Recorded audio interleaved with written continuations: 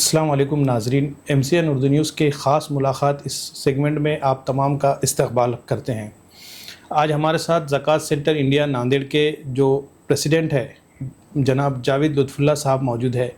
جیسا کہ ہم جانتے ہیں کہ سماج کے مختلف مسائل کے حل کے لیے الگ الگ تنظیمیں کام کر رہی ہے، تو اسی طرح کی ایک تنظیم ہے زکوٰۃ سینٹر انڈیا، جو پچھلے چند سالوں پہلے جس کا قیام عمل میں آیا تھا۔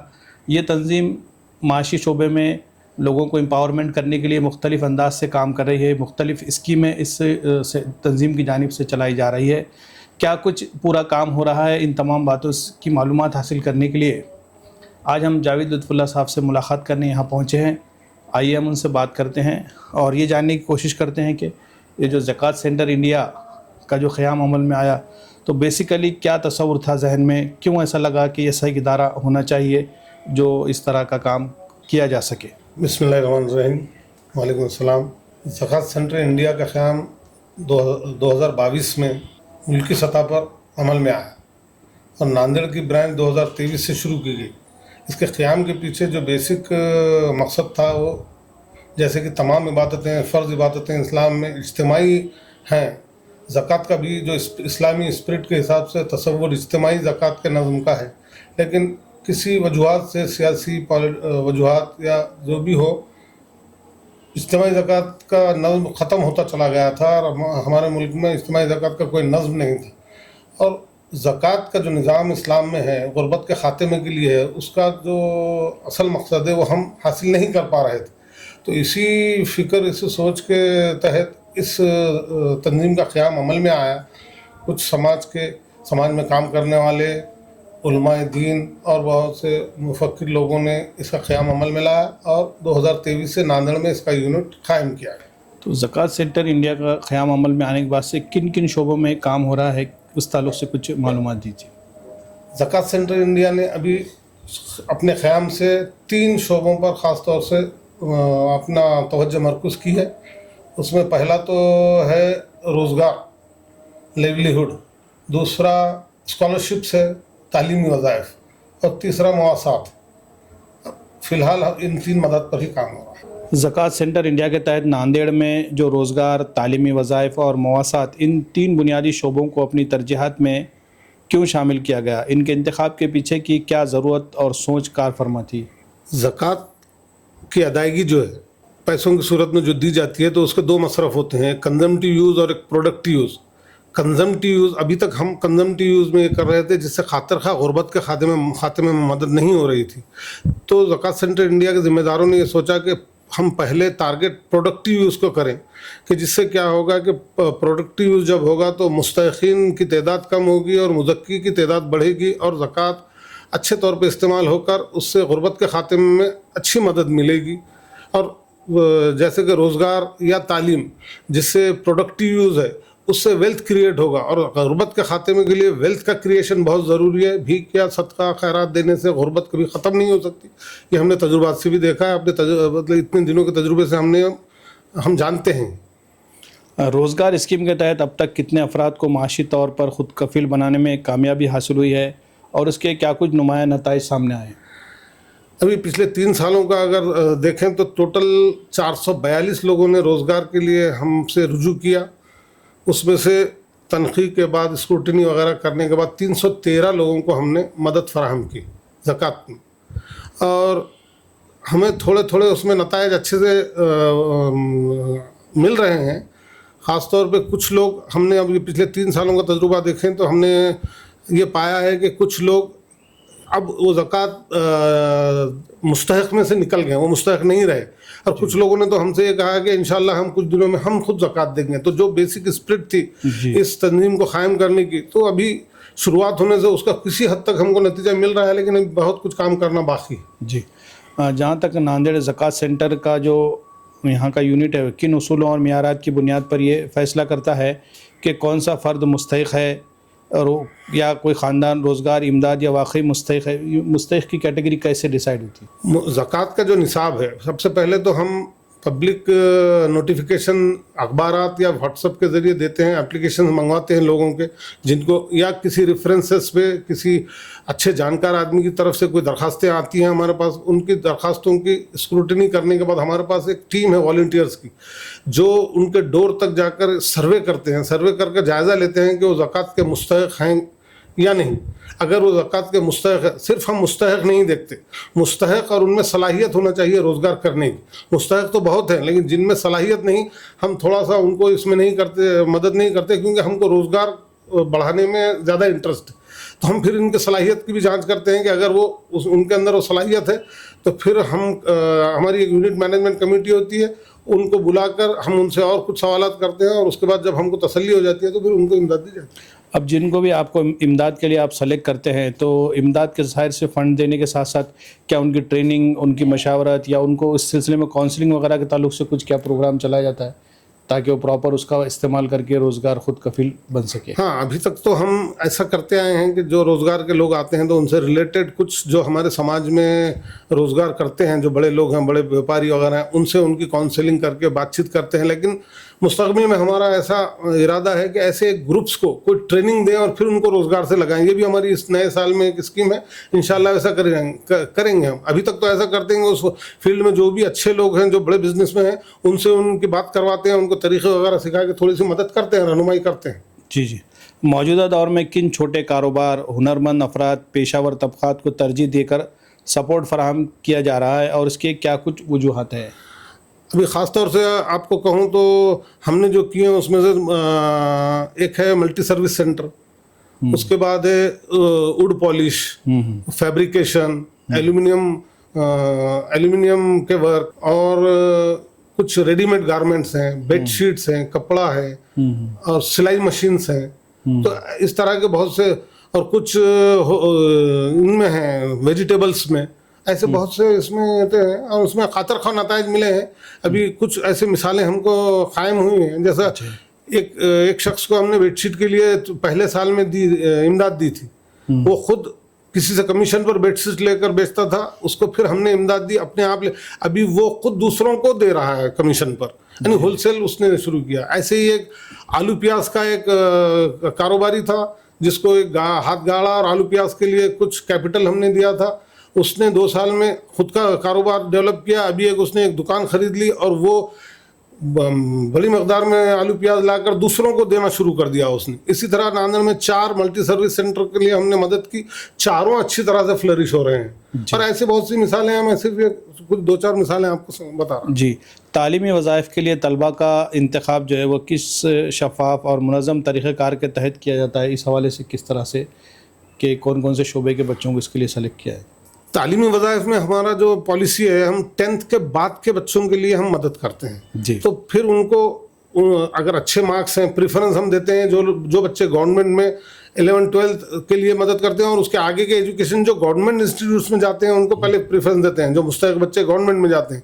और उसके बाद कुछ प्राइवेट के लोगों को भी हम किसी हद तक मदद करते हैं, क्योंकि उनको पूरा फंड तो हम मदद नहीं कर सकते, लेकिन उनको थोड़ी सी मदद उनको भी दे देते हैं। लेकिन गवर्नमेंट में, और उसके लिए तमाम कोर्सेज खुले हैं 12वीं के बाद, चाहे कोई कोर्स हो, असरी हो, अगर दीनी कोर्सेज में भी कोई आलिम फाजिल के कोर्स में जाना चाहता है, उसको कुछ इमदाद की ज़रूरत है, तो उसके लिए भी हमारे पास प्रोविज़न है। क्या तालीमी माविना सिर्फ असरी तालीम हासिल करने वाले तलबा के लिए ही है या दीनी तालीम के साथ साथ भी इस्तेफादा करने की इसमें गुंजाइश है? सबके लिए है तालीम। अगर दीनी तालीम में भी कोई हायर एजुकेशन के लिए आता है तो हम उसे मदद करते हैं। जी। अब तक कितने तलबा को स्कॉलरशिप, फ़ीस, इमदाद या दीगर तालीमी सहूलियात फराहम की जा चुकी है और उसके माशरती असरात को हम देखते हैं तो उस हवाले से क्या कहा जा सकता है? अभी तकरीबन 3 साल में 258 एप्लीकेशन आए थे, उसमें तकरीबन 252 लोगों को हमने मदद की है। 152 लोगों को हमने मदद की है और इसमें right from MBBS, CA, engineering, D.Ed, B.Ed, 11th, 12th तमाम ही सेक्शंस में हमने मदद की है। कई मिसालें MBBS के तकरीबन 8 से 9 बच्चे आज ZCI की तरफ से मदद दी जाती है उनको, और अच्छी गवर्नमेंट इदारों में वो पढ़ रहे हैं। इसी तरह इंजीनियरिंग और CA के भी कोर्सेज लोग करें। UPSC, MPSC को भी हमने कुछ बच्चों के लिए मदद की है। गरीब और ज़हीन तलबा की तालीम जारी रखने में सबसे बड़ी रुकावटें आपको क्या नज़र आती है, क्या आप देखते हैं? ہم نے یہ پایا ہے کہ آج کل کا جو تعلیمی نظام ہے وہ بہت اخراجات اس میں بہت کافی ہیں، اور ہمارے پاس ذہین بچے اور جو غریب گھروں کے ہیں وہ اس کی پابجائی نہیں کر سکتے. تو ہمارا یہ مقصد ہے کہ کوئی امت کا ذہین بچہ پیسے کی کمی سے محروم نہ ہو، اس لیے ہم کوشش کرتے ہیں کہ اسے لفٹ کر کے جس طرح سے بھی ہماری طرف سے مدد ہو اس کے ہائر ایجوکیشن کے لیے پوری طرح سے مدد کریں. تعلیمی وظائف کے اثرات آپ نے طلبہ اور ان کے خاندانوں میں کس شکل میں محسوس کیے؟ اس وقت کچھ سکسیز اسٹوریز اس حوالے سے. ابھی کسی کا نام تو نہیں کہوں گا میں، لیکن ایک کیس ایسا ہے کہ جو ایک لڑکے کو 11th-12th سے ہم فالو کرتے تھے، وہ MBBS کو گورنمنٹ سیٹ میں لگ چکا ہے. اب اس کے لگنے کی وجہ سے اس کے گھر میں پھر پیچھے اس کی بہن امید ہے اس سال وہ لگ جائے گی، تو گھر میں پورا ماحول اس میں بدل گیا، ان کو کانفیڈنس لیول بدل جاتا ان کے لیے اگر یہ اخراجات کا انتظام ہوتا ہے. تو اور ایسی کیس ہے، ایک چھوٹے سے دیہات کا لڑکا ہے جو MPSC کوالیفائی کر لیا، اسے کچھ بامبے میں کلاسز کرنے کے لیے مسائل تھے، ہم نے اس کی مدد کی اور الحمدللہ وہ MPSC کوالیفائی کر لیا، اس کو جاب سیکور کر لیا اس نے. اور ایسے میڈیکل انجینئرنگ کے بہت سے بچے ہیں جن کو اس سے بہت استفادہ ہوا ہے. مواسات سے کیا مراد ہے اور اس شعبے میں سینٹر کن حالات میں مدد فراہم کرتا ہے؟ مواسات ان لوگوں کے لیے منتھلی امداد ہے جو کچھ پروڈکشن دینے کے قابل نہیں رہتے، ان کی عمر کی وجہ سے یا کسی اور بیماری یا کسی اور مسئلے کی وجہ سے اگر وہ کچھ کام نہیں کر پاتے اور کام کرنے کے قابل نہیں رہتے، لیکن ان کے کچھ پرسنل اخراجات ہوتے ہیں، تو اس کے لیے سینٹر کی طرف سے ماہانہ 1000 روپے کا وظیفہ انہیں دیا جاتا ہے. پچھلے 3 سال میں 176 مواسات کے اپلیکیشن تھے، اس میں سے 154 کے اپلیکیشن منظور ہو کر ان کو مدد دی گئی. بیواؤں، یتیموں، معذور افراد اور شدید ضرورت مند خاندانوں کی امداد کے لیے مستقل اور منظم نظام قائم کیا گیا ہے. بیواؤں اور یتیموں کے لیے اگر وہ کام کرنے کے قابل نہیں ہیں تو ہم مواسات میں ان کو مدد کرتے ہیں، لیکن اگر ان میں کوئی صلاحیت ہے اور وہ کام کر سکتے ہیں تو ہم نے ان کو کاروباری مد میں ان کو مدد کی ہے، اور ایسی مثالیں ہیں جو ہم نے کھڑی کی ہے. میں اس میں سے فی الوقت ایک مثال بتانا چاہوں گا کہ ہم شراوستی نگر میں ایک ایسی بیوہ خاتون تھے جو کسی کے پاس سے لا کر سلائی کر کے تھیلیاں بیچا کرتی تھی. پھر ہم نے ان کو مدد کی، ان کو کپڑا دیا، سلائی تھیلیوں کے لیے سلائی مشین دی. تو آج یہ ہے کہ وہ سلائی خود کرتی ہیں اپنے، اور ان کا لڑکا جو تعلیم حاصل کرتا ہے وہ شام کے وقت جا کر وہ بیچتا ہے، تو ان کی اس سے معاش اچھی سدھر گئی اور وہ پہلے سے بہت بہتر حالت میں آ گئے. جی. ہنگامی حالات، قدرتی آفات یا غیر متوقع بحرانوں کے دوران زکوٰۃ سینٹر انڈیا ناندیڑ کس انداز میں ریلیف اور امداد کی خدمات انجام دیتا آ رہا ہے؟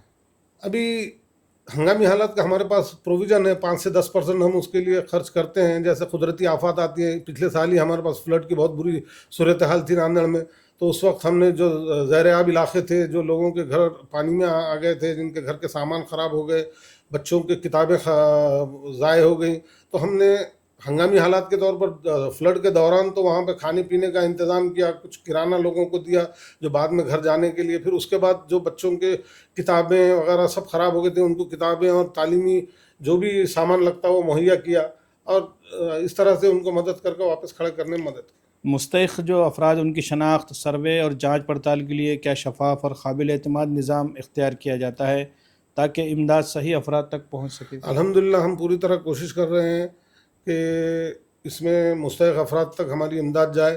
طریقہ پورا شفاف ہے، ہمارے پاس اپلیکیشنز لی جاتی ہیں، اس کے بعد اپلیکیشنز ایک سروے ٹیم ہے والنٹیئرز کی، اس کا پورا سروے کیا جاتا ہے، اس کے کچھ کوشچنر سوالات ہیں، وہ سوالات کے جوابات لینے کے بعد پھر اگر وہ تسلی ہوتی ہے تو پھر اس شخص کو ہم بلا کر، ہم یونٹ مینجمنٹ کمیٹی کے 4-5 لوگ ہوتے ہیں، ہم بیٹھ کر ان سے کچھ سوالات کرتے ہیں. جب ہماری تسلی ہو جاتی ہے اس کے بعد ہم ان کو، اور ہمارا جو پیمنٹ کا نظام ہے، ہم کیش ٹرانزیکشن بالکل نہیں کرتے، ہم آن لائن ٹرانسفر کریں، RTGS ٹرانسفر کریں گے یا چیک کے تھرو دیں گے. اور وہ جہاں سے اگر فرض کیجئے کاروباری ہے تو کاروبار کے لیے سامان جہاں سے بھی خریدنا ہوتا ہے ہم اس کے نام چیک کے RTGS کرتے ہیں. اگر کوئی کالج کا اسٹوڈنٹ ہے تو اس کے کالج کو فیس ادا کریں گے یا RTGS یا چیک کے تھرو. تو کیش ٹرانزیکشن بالکل نہ کرنے کی وجہ سے ٹوٹلی شفاف ہے، اس میں کیش کا کدھر بھی کوئی ٹرانزیکشن نہیں ہے، 100% بینک کے تھرو ٹرانسفر ہوتی ہے ہر چیز. جی. مخیر حضرات اور ڈونرز کے اعتماد کو برقرار رکھنے کے لیے فنڈز کے استعمال، ریکارڈز اور رپورٹنگ میں کن شفاف اصولوں پر عمل کیا جاتا ہے؟ مخیر مزکی حضرات کو کانفیڈنس دینے کے لیے ہمارے پاس پورا شفاف نظام ہے. اکاؤنٹ جو ہے فوکس ایک سینٹرلائزڈ اکاؤنٹنگ سسٹم ہے جس کی مرکز سے ڈیلی بیسس پر مانیٹرنگ ہوتی ہے.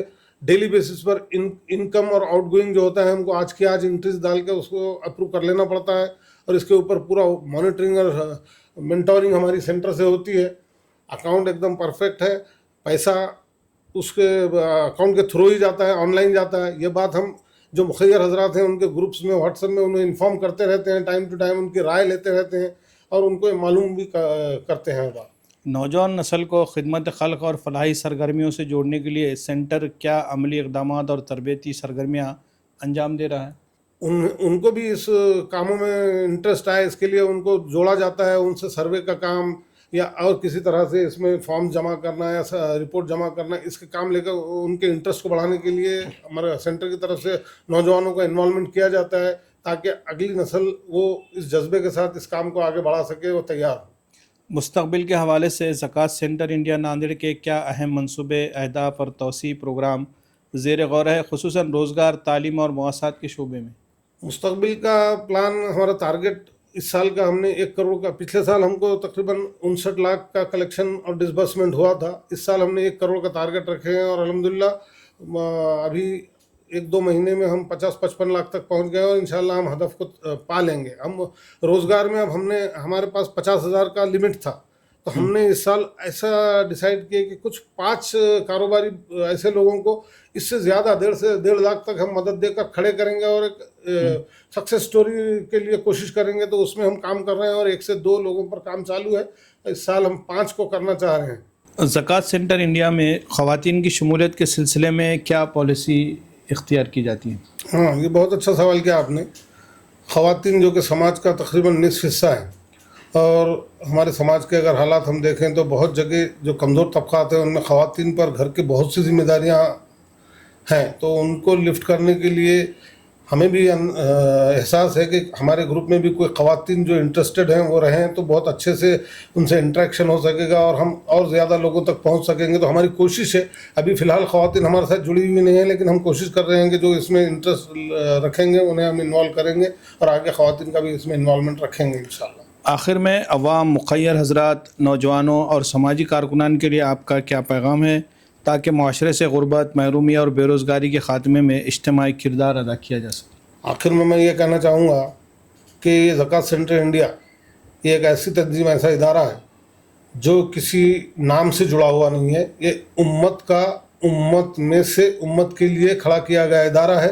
ये किसी एक लेबल, किसी एक जमात या किसी एक ख़ानदान के नाम से इदारा नहीं है। इसलिए हम सब की मिल्कियत है, हम सब का इदारा है, हम सब के फ़ायदे के लिए हमने कोशिश की है और हम ये कोशिश कर रहे हैं कि हमारे समाज में गुर्बत का ख़ात्मा हो। तो गुर्बत के ख़ात्मे के लिए हमारे जो स्टेप बाय स्टेप प्लान है कि सबसे पहले माश का इंतज़ाम करें और माश के इंतज़ाम के बाद माशी इस्तेहकाम लाएं। तो माश का इंतज़ाम अगर पहले हो जाता है तो उसके बाद माशी इस्तेहकाम की तरफ हम जाएंगे, तो धीरे धीरे हमारी गुर्बत का ख़ात्मा होगा अगर हम कंसंट्रेशन के साथ ये काम करेंगे। और ज़कात जो इस्लाम का जो रुकन है, ये एक फ़र्ज़ इबादत है, लेकिन आम तौर पे हमारे अंदर उसका रुझान नहीं है, हम उसे चैरिटी समझकर करते हैं। तो हम ये रुझान पैदा करने की कोशिश कर रहे हैं कि ये एक इबादत है, फ़र्ज़ इबादत है। जिस तरह हम नमाज रोज़े को जो अहमियत देते हैं, हम ज़कात को भी वो अहमियत दें।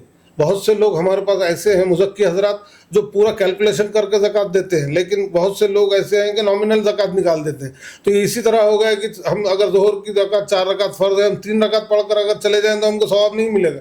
उसी तरह ज़कात अगर आपको 10 रुपये निकलती है और आप 6 और 8 रुपये दे देंगे तो आपकी ज़कात नामुकम्मल हो जाएगी। जिस तरह नमाज़ कबूल नहीं होती है, ज़कात भी कबूल नहीं होती। ये बात ज़हन नशीन कराना बहुत ज़रूरी है ताकि मुज़क्की हज़रात भी आगे आएँ और मुस्तहिक़ीन की अच्छे से अच्छे मदद हो सके। और जो डोनर्स हजरात या जो लोग भी जुड़ना चाहते हैं ज़कात सेंटर इंडिया से या डोनेशन देना चाहते हैं, तो उन लोगों को रब्ता करने के लिए आप ऑफिस का पता और दीगर चीज़ें अगर उस हवाले से? जी, जो लोग डोनेशन के ज़कात देना चाहते हैं या जो लोग ज़कात लेना चाहते हैं मुस्तहिक़ीन, दोनों के लिए मैं बताऊंगा कि ज़कात सेंटर इंडिया का ऑफिस हैदराबाद नंबर 1 में गली नंबर 2 शम्स हॉस्पिटल के आगे ऑफिस है। आप वहाँ दे भी सकते हैं और किसी को अगर ज़रूरत है तो वहाँ से फॉर्म लेकर ज़कात लेने के लिए भी एप्लीकेशन दे सकते हैं। दोनों तरह का इंतज़ाम है। वहाँ परमानेंट स्टाफ है, हम लोग वहाँ पर रहते हैं और उनके जो भी ज़रूरियात हैं वो पूरी करते हैं। नाज़रीन, ये थे जावेद लुत्फ़ुल्लाह साहब जो ज़कात सेंटर इंडिया नांदेड़ के इंचार्ज है, हमसे बात कर रहे थे। उन्होंने ज़कात सेंटर इंडिया के प्लेटफॉर्म से किस तरह से एक پازیٹیو وے میں کام ہو رہا ہے، اس حوالے سے کئی اہم باتیں انہوں نے ہم کو بتائی ہے۔